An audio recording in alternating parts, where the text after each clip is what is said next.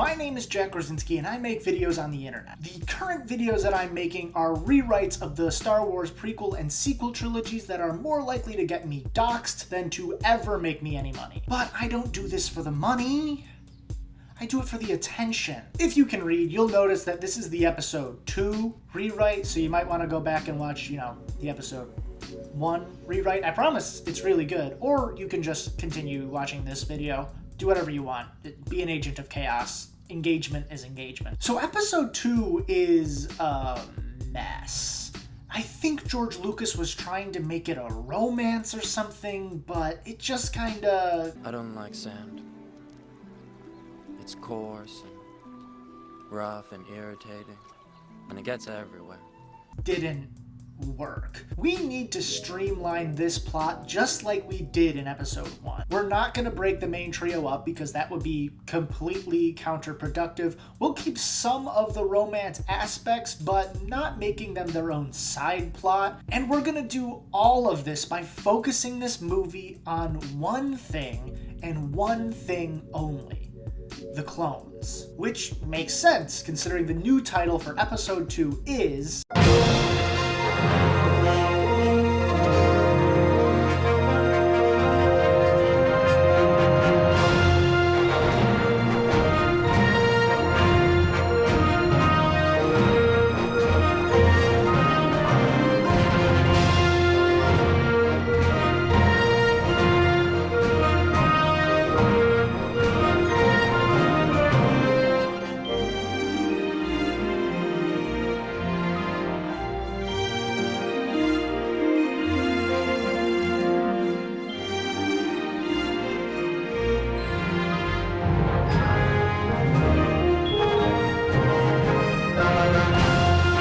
The common consensus with episode 2 is that it's boring, so right after the crawl, let's just jump into the action. Republic fighters and separatist drones battle it out in the atmosphere of a large pink planet.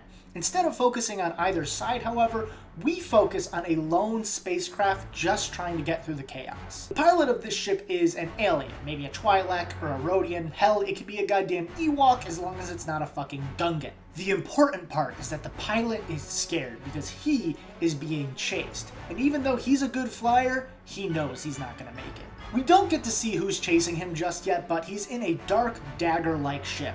Think a goth version of Queen Amidala's ship from The Phantom Menace. This pilot doesn't care who he has to destroy to get to his target. He is eliminating Republic fighters and separatist drones alike. While maneuvering through the battle, our pilot is trying to transmit something.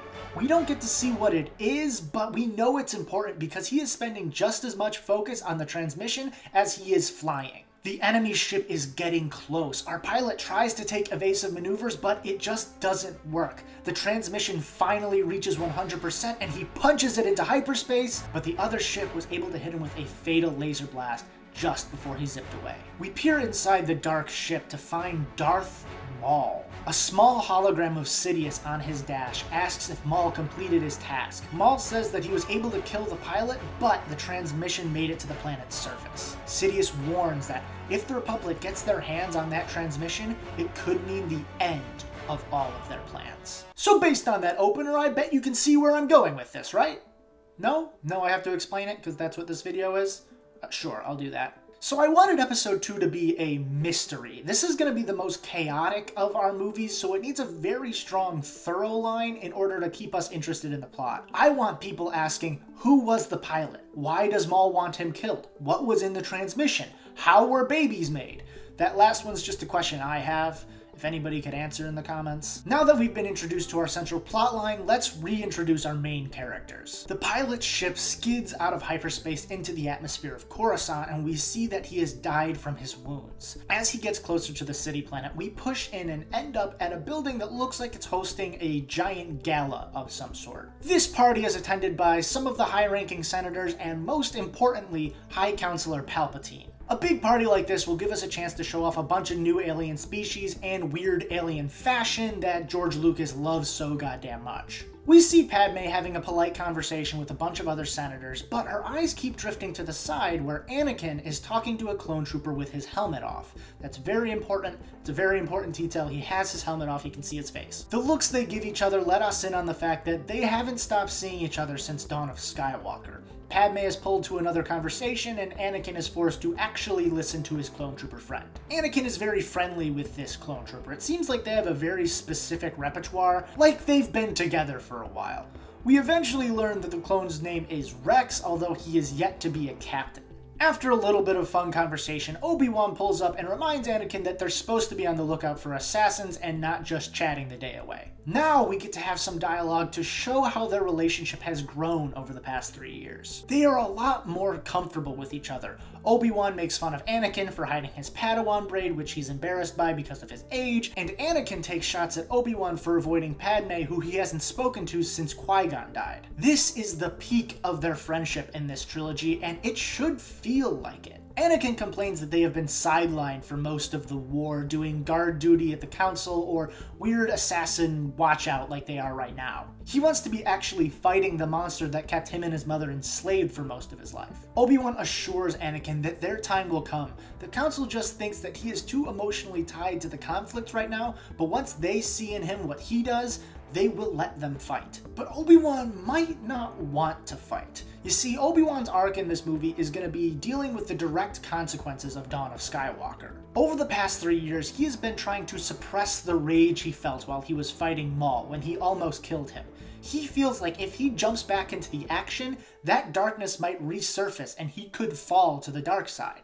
And because he'll be so focused on his own fall, he won't see the signs in his best friend. Another notable invite to this gala, Adult Yoda. Yeah, Grogu is default Yoda for me now, suck it. Yoda is off to the side, making polite conversation guarded by 2 clone troopers, which is about as close to the war as he gets. Yoda is essentially a conscientious objector to the Clone Wars, especially to the Jedi's involvement in them. He doesn't think it's right, which I think tracks more with his character from Empire Strikes Back and Return of the Jedi. We learn all of this through a short conversation with Palpatine that he has that is riddled with dramatic tension. Palpatine chides Yoda for leaving the Jedi Council in protest, but Yoda just laughs him off and walks away, not giving him the satisfaction. Padme approaches Palpatine and they have a short conversation as well. Sheev is genuinely proud of his pupil, even though she leads the opposition to giving him more power in the Senate. Here we get our first mention of peace talks that could be held on Alderaan. Padme is hopeful, but Sheev doesn't think it's gonna work out because he, has insane insider knowledge. As they're speaking, Anakin and Obi-Wan approach a balcony from which Annie can see Padme. As they lock eyes, a small smile grows on Palpatine's face. But before he can say anything, a massive explosion rips through the gala, and when the dust clears, 4 Mandalorian assassins stand with blasters and Beskar blades at the ready. The leader of this squad introduces himself as Jango Fett and says that if the High Counselor doesn't come with them, everybody dies. Unfortunately for them, there are Jedi in the room. Anakin and Obi-Wan jump down to the ground floor, lightsabers ignited. Initially, they fight together, and we see how they've grown over the last 3 years. They fight like 2 cogs in a well-oiled machine. But when Jango sends one of his assassins to go after Padme, who is trying to rush Palpatine out of the room, Anakin abandons Obi-Wan to go defend her. But Obi-Wan is busy too because Jango and the other assassin grab senators and rush out of the room. Obi-Wan hops on a speeder and follows them into the Coruscant night. Completely irrelevant side note, has anybody else noticed that Obi-Wan Kenobi's name both begins and ends with Obi? It's Obi-Wan Kenobi. That's like if my name was Jack Gorzinjak. No wonder he changed it to Ben. The next 2 sequences will be happening simultaneously. We get an action-packed chase scene through the night of Coruscant, so we get a good look at the city. There's a similar sequence to this in Attack of the Clones, and I think it is one of that movie's best. Obi-Wan uses the Force to crush the jetpack of one of the assassins and saves that hostage. But when he approaches Jango Fett, he just drops his senator and flees, leaving Obi-Wan wondering what the point of all of this was. At the same time, Anakin catches up to the Mandalorian going after Padme. She uses an impromptu weapon to hold him off, but he strikes her with his blaster anyway. But before he can advance, Obi-Wan yanks him out of the room with the Force and ferociously attacks him, but does not kill him. Seeing the rage in young Skywalker's eye brings another smile to the future Emperor's face. The other assassin sneaks up on Padme and Palpatine, but Rex comes in to save the day there. Once both assassins are incapacitated, Anakin goes to comfort Padme, but she stops him, subtly gesturing to Palpatine with her head. Palpatine is super grateful for them saving his life and specifically praises Anakin for his bravery, saying how a hero of this stature isn't on the front lines of the Clone Wars. Palpatine is very specifically playing into Anakin's hero complex here, not only making him think highly of himself, but also making him doubt the Jedi Council's judgment. Do I sound like Tucker Carlson? I feel like I sound like Tucker Carlson. Do I have to change my entire voice pattern so I don't sound like that racist fuck? He pushes the council to allow Obi-Wan and Anakin to handle the investigation into the assassination attempt, and they agree. He also informs them that their mystery has gotten a little bit stranger because all the captured assassins recently committed suicide. I'd also like to include a scene somewhere around here between Anakin and Palpatine so that we can see where their relationship started. Palpatine asks Anakin why he became a Jedi, and Anakin responds that it's because that's what his mother wanted him to do. But Palpatine pushes him to answer why he wanted to become a Jedi. Anakin thinks about it and comes to the conclusion that he wanted to help people and being a Jedi was the best way to do that.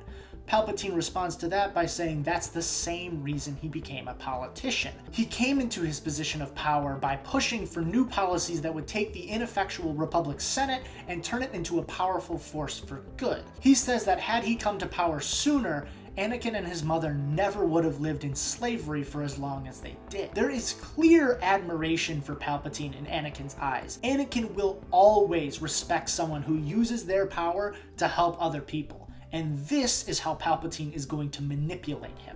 I know this scene may seem inconsequential, but it is incredibly important for the larger story of the prequels. One of my goals with this new prequel trilogy was to give Anakin's fall to the dark side more depth. As it is, without the threat of Padme dying in childbirth, he likely would have just remained a Jedi.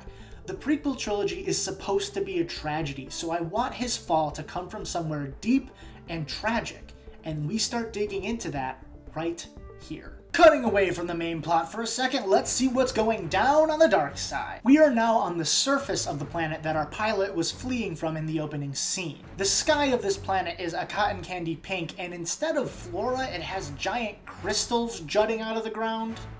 I don't know, just to make it like cool and all funky. A group of freedom fighters are fleeing from a relentless Maul through this crystal forest. They manage to get themselves inside a building and lock the blast doors shut, but then they find themselves trapped with a giant mechanized being. One of the rebels shouts, "It's just a droid! Blast him!" before getting shoved into the wall. 3 of the other fighters meet the same fate as General Grievous steps out of the shadows saying, "I assure you, I am much more than just a droid." My version of Grievous is very similar to the one from the original prequel trilogy, except without the constant pneumonia. He is the leader of the Separatist droid army, but like Maul, he is also trying to push forward Sidious's agenda to separate him from Maul a little bit. Grievous is a bit more eccentric. He really enjoys the pain he causes and laughs a lot while he's doing it, where Maul is more of a brooding bad boy, except with spikes. Grievous brings out all the rebels, and Maul tells him that he can kill all but one. Maul goes to the surviving freedom fighter and tries to break his mind with the Force, but finds him able to resist. The rebel looks up at him and laughs, saying that he's been taught how to resist Sith tricks. Sith tricks. Yeah, dude, Sith tricks, bro. We got a bunch of Sith tricks. Freaking Sith tricks, dude. How many Sith tricks do you know? I can do the Force trick. I can do Force lightning. Freaking Sith tricks. Oh man, who gave me a camera, dude? Who told me I could just talk to the internet? This is dumb. Maul ignites his lightsaber and puts it to the rebel's throat, saying, "Then we'll have to resort to more physical means." Back on Coruscant, Obi-Wan and Anakin officially begin their investigation. Anakin is very excited, not just because he's finally contributing, but also he's on a high from the conversation he had with Palpatine. Obi-Wan is a little bit more cautious, not only because of his growing dark side, but also because of what he saw with Jango Fett. He's just kind of suspicious as to this whole thing. They start their investigation with the medical examiner who looked at the 2 assassins that died. Well, 3 of them died, but one of them fell to their death on Coruscant and splatted on the surface into a billion parts, so I don't think they're very helpful. The examiner is an alien, like a giant squid but with a mustache, cause why the fuck not? She Women can have facial hair too, check your goddamn privilege. doesn't speak English, or whatever equivalent to English there is in the Star Wars universe. So she has a protocol droid to translate for her, and this protocol droid is no one in particular. I'm lying. Of course it's C-3PO. Quick note, because I haven't mentioned it yet, Anakin has officially adopted R2-D2 as his personal droid, as he was the one who brought the Jedi to Karnak in the first place. I have absolutely no idea where I would put that in this script, so now you know. 3PO translates as the examiner explains that she couldn't find anything strange about the assassins except for one very big thing. She pulls off their helmets and we see that they are both clones. Do you see why it was important to have Rex with his helmet off before? So now you know what they all look like. Obi-Wan and Anakin are both shocked by this and ask if their genome had been altered at all. The examiner explains that she doesn't know because the clone genetics are kept under lock and key on Kamino. The Jedi want to take the corpses with them to Kamino, but under Palpatine's orders, they can't leave Coruscant. Luckily, 3PO has encoded their entire genetic structure into his hard drive, so they'll just have to take him with them instead. Anakin thinks they should immediately go to the Jedi Council, or even better, Palpatine with this information, but Obi-Wan disagrees. He thinks that this is their investigation and therefore their responsibility. Another problem arises when 3PO mentions that the Jedi don't have any authority to go to Kamino. Only the High Counselor and other high-ranking senators have that power. Luckily, these two happen to know a high-ranking senator. Obi-Wan is resistant to allowing Padme to come with them, but Anakin pushes for it and eventually breaks him down. They go to her apartment and ask for her help, which she enthusiastically agrees to, having wanted to tour the cloning labs for some time now. She and Obi-Wan have a little bit of an awkward moment, but Anakin does most of the talking for the Jedi, so it's not that bad. Before they leave, Padme and Annie have a moment in privacy where they can express their love to each other, and also a little bit of tension, because Anakin sings the praises of Palpatine for pushing he and Obi-Wan into the limelight, where Padme disagrees with the man on a fundamental political level. Before they can argue, however, Padme suggests that they take advantage of the only alone time they'll have for a little while, and they kiss and disappear off screen, presumably to play like Jenga or something. I don't know, that's just kind of what I always assumed people did when that happened in movies. Jumping back to our lovely villains, Maul is interrogating the rebel from before when a battle droid enters the room and informs him of a call from Jabba. The leader of the Separatists is angry that Maul and Grievous are taking prisoners that he doesn't know about. They are supposed to be working for him. As he says this, his battle droid guards turn their weapons on him suddenly, and Grievous steps into view, having commanded them to do so. I know that's a bit confusing. Grievous is in the room with Maul, so he kind of steps into the view of the hologram. He's not in the room with Jabba. That would be weird. Maul informs Jabba that it was fruitful to act as if you were in charge for a while, but that time has passed. The droids execute everybody in the room but Jabba, and Maul informs him that while he will remain the face of the Separatist movement, they will be the ones actually in charge. Maul then returns to his prisoner with a condescending, "Well, where were we?" But no torture scene for you kinky bastards, because we have a date on Kamino. Kamino is a really cool planet with really cool architecture and a really cool atmosphere, and the Kaminolans are really cool. Overall, it's cool, and I don't feel a need to fuck with it. George Lucas did a good job here, so Kamino's just the same. Anakin pilots their ship onto a landing pad, and they walk into the building in the pouring rain, meet a receptionist, and are led into a waiting room. Through a window on one side of the room, they can see hundreds of tubes with clones at different stages of development. On the other side, they can see one of the clone training facilities where hundreds of adult clones are training to become parts of the army. Obi-Wan jokingly asks Anakin if he could pick Rex out of that crowd, and Anakin is confident that he could. The head geneticist of the cloning lab comes in to meet the trio and they get right down to business. Obi-Wan explains what happened at the gala and asks how Jango Fett could have possibly got his hands on Republic clone. The geneticist explains that Jango is actually the model for all of the clones, which shocks the trio. The Kaminoan explains that they had a falling out with Jango some years ago because they refused to clone him a son, but they retained the rights to his genetics. The trio asks if the Republic was alerted to his departure, and the Kaminoan says Palpatine was. 3PO hands over the genetic code to the Kaminoan so they can see whether he was a clone that Jango turned or a brand new one, which would bring a bunch of alarming possibilities into light. While they are looking over the data, Kenobi and Padme curse out Palpatine for holding this information from them, while Anakin tells them not to jump to assumptions just yet. Obi-Wan pushes back on this, but before they can argue, blaster fire is heard in the hallway. The Jedi rush in to find Jango and a legion of droids trying to get into the room with the geneticist. They go to lead him out while Padme and 3PO go to get the information they need. Anakin tells R2 to get data from a very specific port before they chase Jango into the rain. In this battle, Obi-Wan and Anakin are a little bit out of sync due to their recent disagreement, and Jango uses this to his advantage. He knows that he is absolutely no match for the Force, so he uses a lot of sonics and smoke to disorient the Jedi so they can't use it as much. At the same time, Padme leads a group of cadet clone troopers against the Legion of Droids and makes her way into the room with the geneticist who has been gravely injured. With his last words, he explains that the assassins are new clones with altered genetics to make them more susceptible to orders, but that it wasn't Jango who ordered that change in genetics. Instead, it was... and then he dies. Which I know is a cheap trick, but I'm doing it anyway, because it's my script and you can't say anything about it.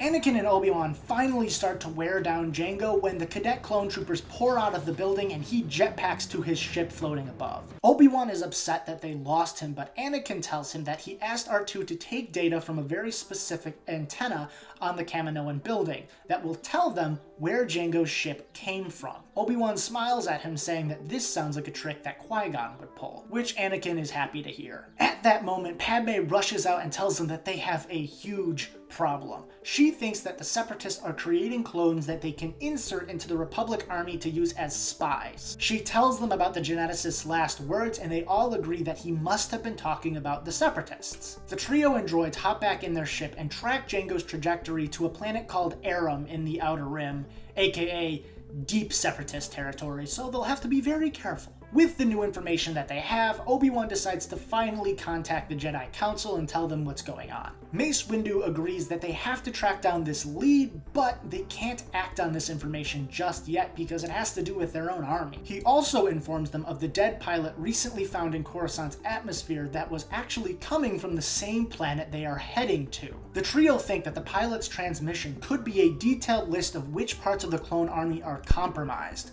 Their first priority on Aram needs to be getting that transmission. They are also told that a peace summit has been agreed upon on Alderaan.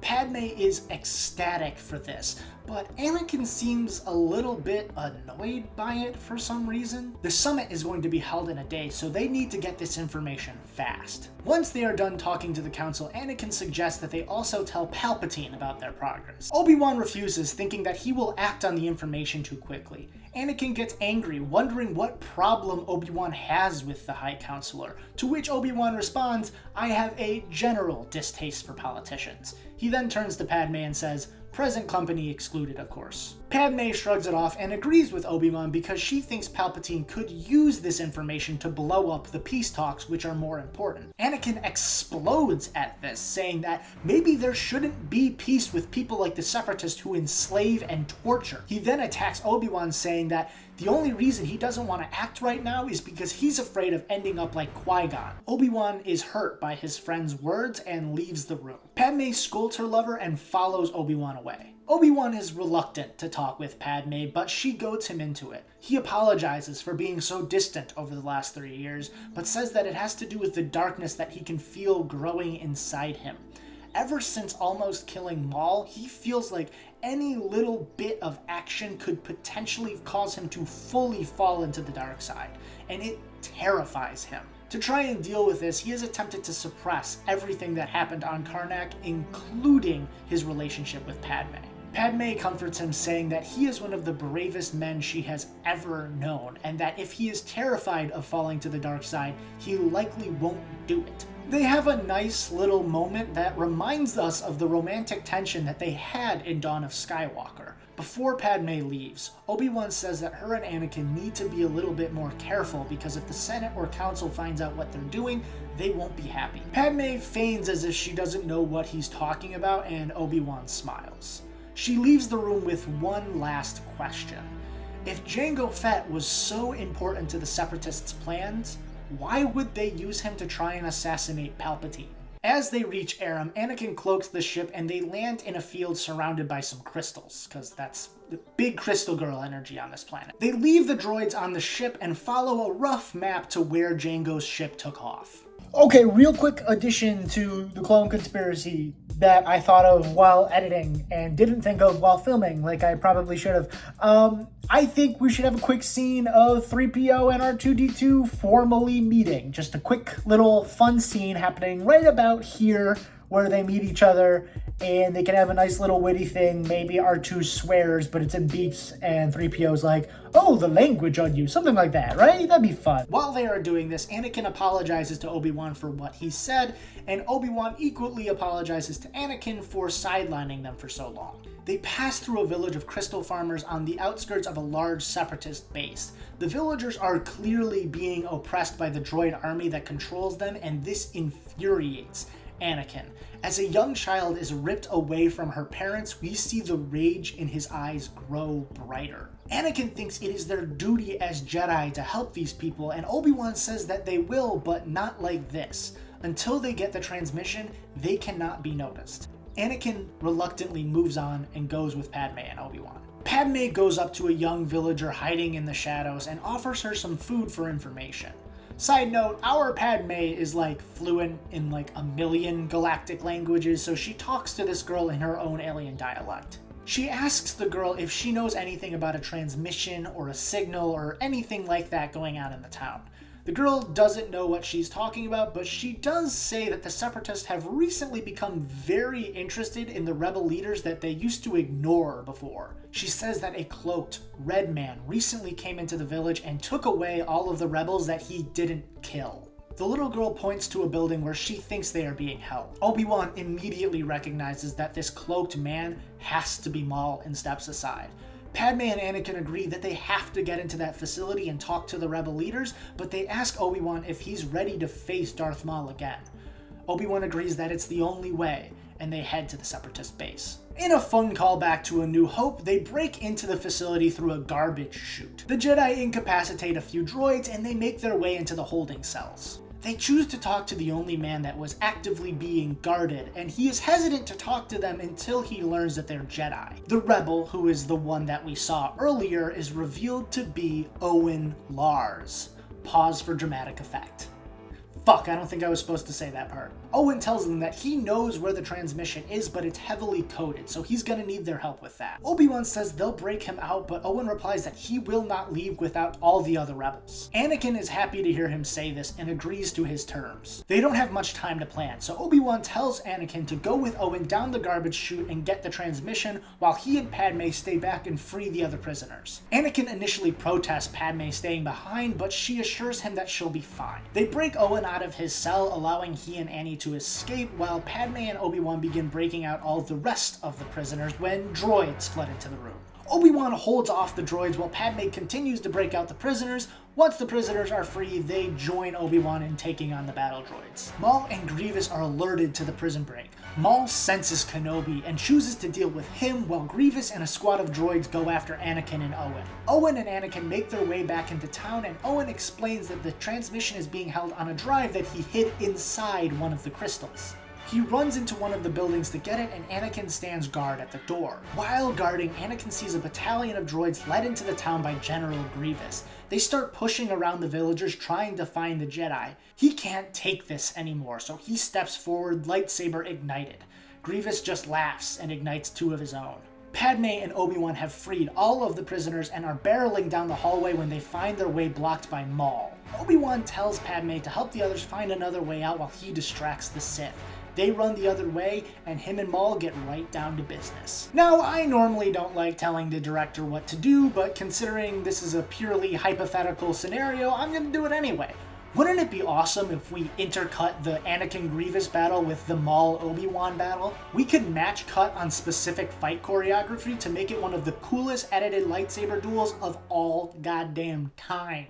Grievous has Anakin on the ropes for a little bit, but Anakin is too skilled of a Jedi to allow that to happen for too long. Their battle ends with Anakin almost killing Grievous until he sees Padme run into town with the other prisoners. Owen retrieves the transmission from where he hid it, and he, Padme, and Anakin get back onto their ship. Maul can tell that Obi-Wan is trying to suppress his rage and continues to taunt him for it, bringing up how he killed Qui-Gon so easily. Because Obi-Wan is holding back, the Sith is winning this fight. They bust through a window onto a balcony overlooking the massive crystals of Aram. Anakin can see that Obi-Wan is losing from the ship that he has gotten into the air, and he pilots towards the facility as fast as he can. As he gets closer, he tells Owen to take the controls as he jumps out onto the balcony, lightsaber ignited. As Maul pushes his saber closer and closer to Obi-Wan's face, Anakin jumps down and force pushes him across the balcony. Maul screams in rage as Anakin pulls his master onto the ship and they speed away. Obi-Wan asks if they got the transmission, and Owen shows him the disk drive. All they need to do now is decode it, but unfortunately the cipher is foreign to all of them. 3PO tells them that he could probably figure it out if they plug it into him, but it will take time. While sitting in hyperspace, Anakin asks Obi-Wan why he struggled with Maul so much after almost killing him the last time they met. He explains his struggles with the dark side and how he felt that killing Maul would be the final thing to push him over the edge. Anakin relates, saying that if he ever saw Jabba again, he would feel the exact same way. He tells his friend that next time they face Maul, he will handle him so that Obi-Wan can preserve the light within himself. He finishes this sentiment by jokingly saying, "If you think I'm ready, of course." Obi-Wan smiles and says that Anakin is more than ready to handle Maul. And that's a good thing, because he feels that their next meeting will be sooner rather than later. We cut to a scene of Maul asking a holographic Sidious to let him go after Kenobi and Skywalker for embarrassing him twice now. Sidious says no way, because it would be just a distraction to the next part of his plan. Maul is furious with his master and tells the injured Grievous that he is going after Kenobi whether Sidious likes it or not. While waiting on 3PO to decode the transmission, Padme comes across a news broadcast of the peace summit that is currently occurring on Alderaan. A terrible thought crosses her mind as she sees High Counselor Palpatine walk into the building surrounded by clone troopers. She screams for the boys to join her. She thinks that the Separatists may have agreed to the peace summit so they could get all of the Republic leaders in one place and then kill them with their own guards. Owen, Anakin, and Obi-Wan agree that what she says makes sense, but they can't be sure without the decoded transmission. However, they all agree that they have to go to Alderaan to protect the Republic leaders. Anakin guides the ship towards Padme's home planet and they speed away. At the Peace Summit, we see Jabba and an envoy of Separatist leaders facing Palpatine and the other leaders of the Republic. The Separatists are protected by droids, while the Republic leaders are protected by clone troopers and about a half dozen Jedi, including Mace Windu and Yoda. They're in a room similar to the Galactic Senate room on Coruscant, except more ornate and less CGI. As we wipe to the Peace Summit, and we know Star Wars does more wipes than a toddler with diarrhea, we get a good look at Alderaan. Alderaan has always been a supporter of peace and justice in the galaxy, so I think its architecture should reflect that. Unfortunately, I'm not an architect, so I don't know how to show that you support peace and justice through buildings, but I do know how to say that that's how it should look, so I seem smart on the internet. Outside the building, Anakin, Obi-Wan, and Padme exit the ship, leaving Owen on board to alert them if 3PO finishes decoding the transmission. The trio race into the building only to be met by Rex, who recognizes them. Annie tells Rex that the Republic leaders might be in danger, and when Rex tells him that they're being protected by clones, Annie responds, "That's the problem." Just then, Obi-Wan senses something above him. He looks up to see Jango's Fett hovering over the building. Jango's Fett? That's not... He looks up to see Jango Fett's ship hovering over the building. He tells Anakin and Padme to get the Republic leaders to safety while he deals with Jango. Anakin, Padme, and Rex run into the building while Obi-Wan force jumps onto the roof. The fight on the roof is pretty simple. Obi-Wan battles Jango and a bunch of other Mandalorian assassins through the spires of the Alderaanian Senate building. The other assassins are just there to make it, interesting, because otherwise Jango's ending up like he did in the real Attack of the Clones. While this is happening, Anakin and the others race through the halls of the building trying to get to the Republic leaders before disaster strikes. Padme asks Owen over their comms whether 3PO has finished decoding the transmission yet, because once they get into the room, they're not going to know what they're looking at. Having taken down the other Mandos, Obi-Wan pins Jango to the ground overlooking the summit through a window. With his helmet removed, Jango smiles at Obi-Wan saying, "You're too late." A clone trooper looking down at the proceedings slowly aims his blaster towards Palpatine. Anakin senses him, and as the bolt of plasma fires, he stops it mid-air. I know that's Kylo Ren's moment in the sequel trilogy, but I'm not going to have any room for it in my sequel trilogy, so I'm giving it to his grandfather. Everybody sees the bolt, including the trooper who fired it. Jango grimaces at the sight of it, but Obi-Wan giggles, finally seeing his Padawan use his full power. Anakin redirects the bolt at a pillar, there is a second of stunned silence, and then all hell breaks loose. Clones start firing at clones, droids start firing at everybody, Jedi ignite their lightsabers to protect the Republic leaders, Anakin jumps down from the balcony to join Mace Windu and the others.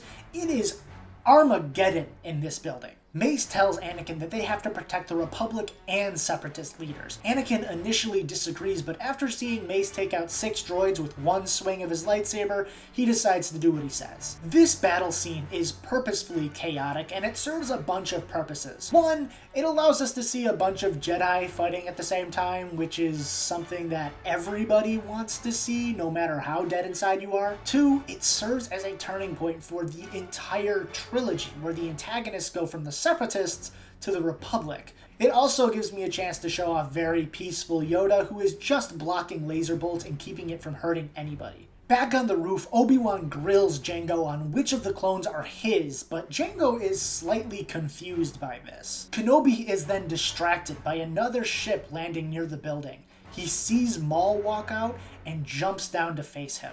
Maul ignites his lightsaber and says, "This ends here."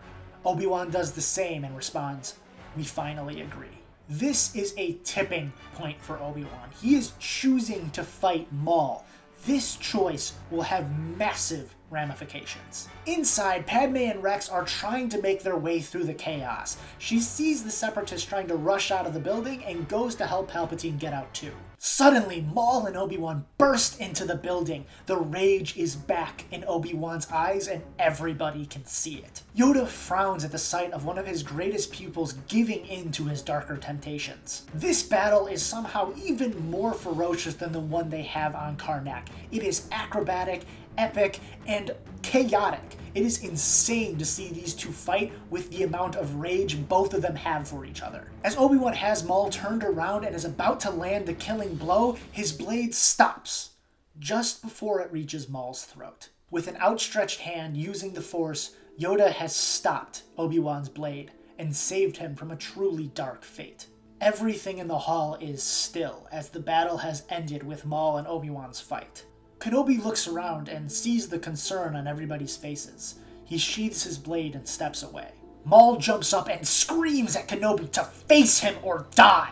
But the other Jedi, including Anakin, form a wall of lightsabers between their friend and the Sith.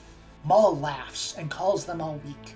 He sees Palpatine behind him and pounces, throwing Padme against the wall with the Force. Anakin holds back a scream with the other Jedi around him. Maul force chokes Palpatine and drags him out of the room, telling the Jedi not to follow. Anakin argues that they should anyway, but the others disagree. He sees Padme on the ground in pain and Obi-Wan in shock from what he was about to do, and chooses to go after Palpatine anyway.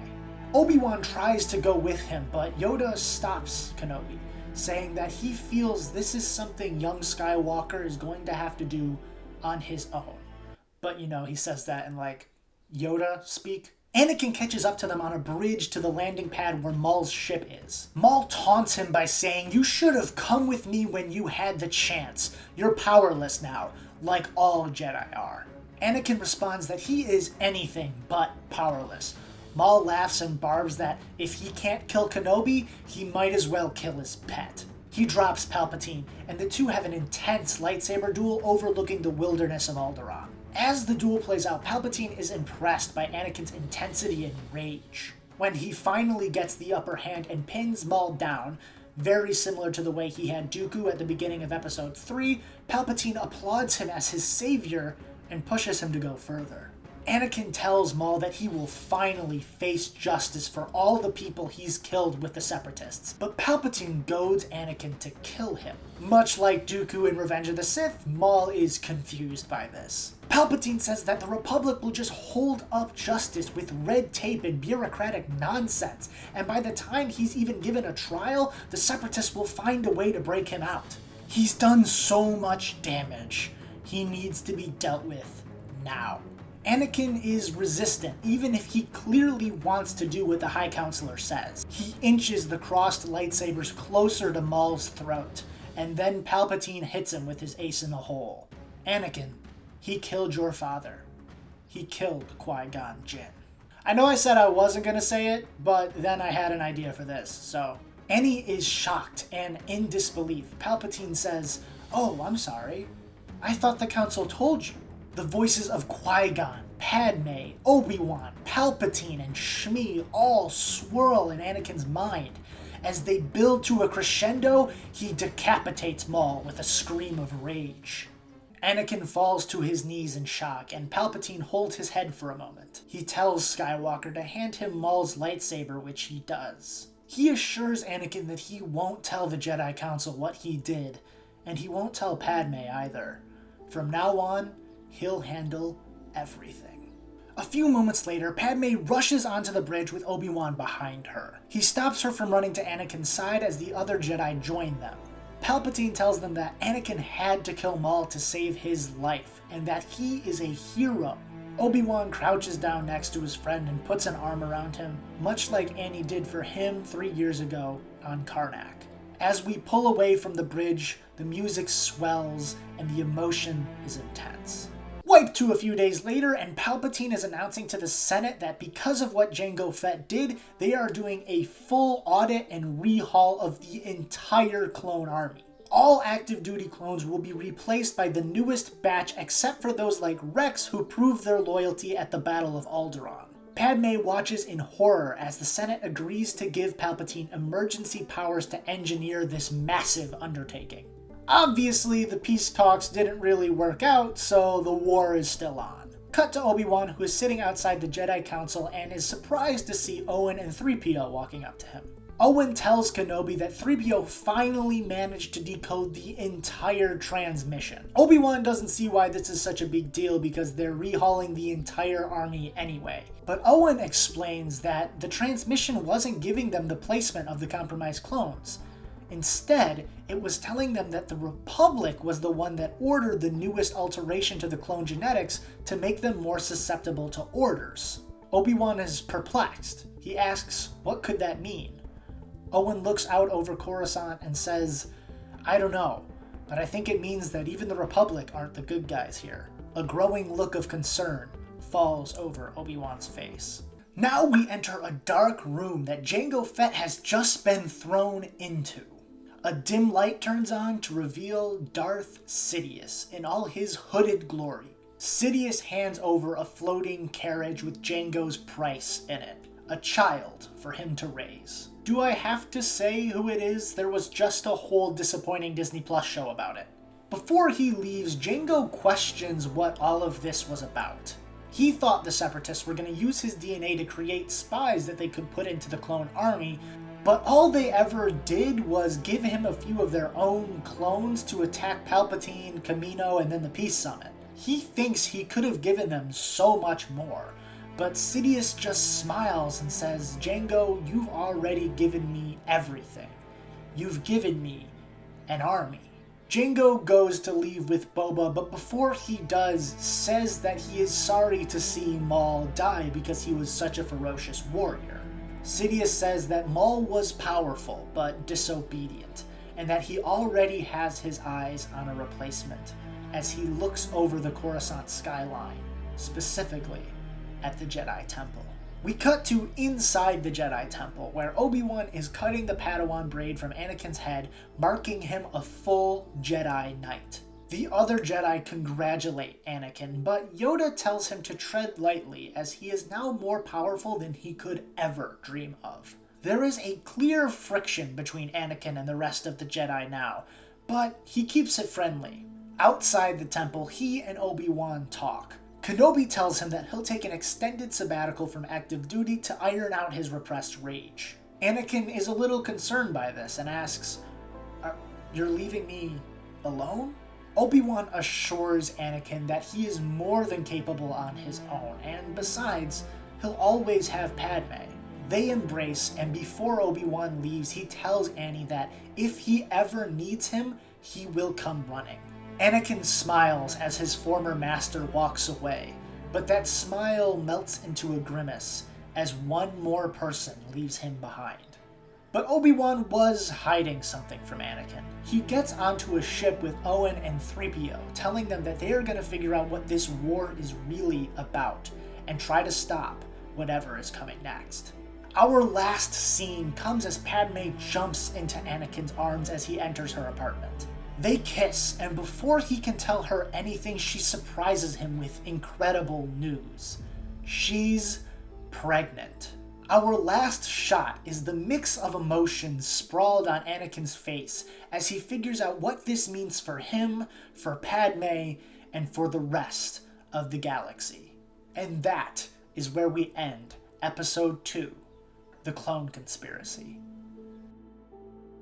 So I'll be completely honest, I don't know if I did such a great job at explaining exactly what happened in this movie, so I'm going to break it down right now. I know that shows that the script isn't particularly amazing if I have to explain what happened afterwards, but it's not a real movie, so I don't really care. I'm just going to tell you what happened. So the basic idea is that Palpatine hired Jango to get Obi-Wan and Anakin to investigate the clones because he needed the Republic to think that the clones were compromised so that he could instill the new clones that were more submissive to his orders so that Order 66 can happen in Episode 3. He wants full control over these clones, and he couldn't do that with the old ones, so he needed to get rid of them, and the way he did that was by making it look like they were compromised. There were never any separatist clones. Jango was just a fall guy, essentially. So, the clone conspiracy makes sense as a name. By the end of this movie, Obi-Wan knows that. He knows that something is wrong and he's going out to try and figure out what, but by leaving Anakin behind, he is making him more susceptible to Palpatine, who is obviously Darth fucking Sidious. I'll be honest, I'm not as sure of this one as I was for the Dawn of Skywalker, so I am more than happy to hear any suggestions you guys have. Or you can just yell at me and say I don't know anything about Star Wars because I didn't include that bomb that made the cool sound from Attack of the Clones. Join me back here in an undisclosed amount of time to talk about the fall of the Republic, Order 66, and the rise of Darth Vader.